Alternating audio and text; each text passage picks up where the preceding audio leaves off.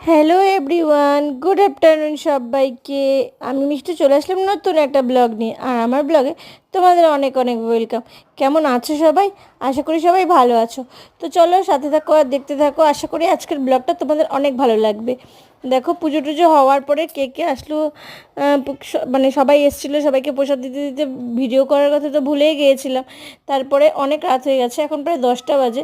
দেখো এদিকে গোপুসোনাকেও ঘুম পাড়ানো হয়নি, তাই চলে আসলাম ঠাকুর ঘরে গোপুসোনাকে ঘুম পাড়াতে।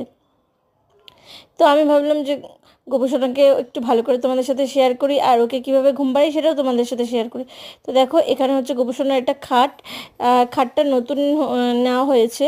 তো আর এবার দেখো ওকে ঘুম পাড়িয়ে দিলাম, আর অনেক গরম, ফ্যানটাও চালিয়ে দিয়েছি। এখন আমি সাথে সাথে কি করছি, ওকে মশারিটা লাগিয়ে দিচ্ছি, কারণ নাহলে ওকে মশা ধরবে। তো চলো, ভিডিওটা কেমন লাগলো সবাই অবশ্যই কমেন্টসে জানাবে, আর ভিডিওটা ভালো লাগলে একটা লাইক করো আর একটা কমেন্টস করো।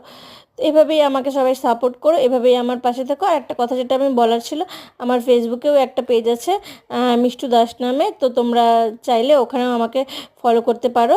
তো ওখানেও আমার এই ভিডিওগুলো সব দেওয়াই আছে। তো এটাই বলার ছিল তোমাদেরকে। ওখানে আমার 10K ফলোয়ার্স হয়ে গেছে। সবাই প্লিজ এভাবেই সাথে থেকো, সাপোর্ট করো।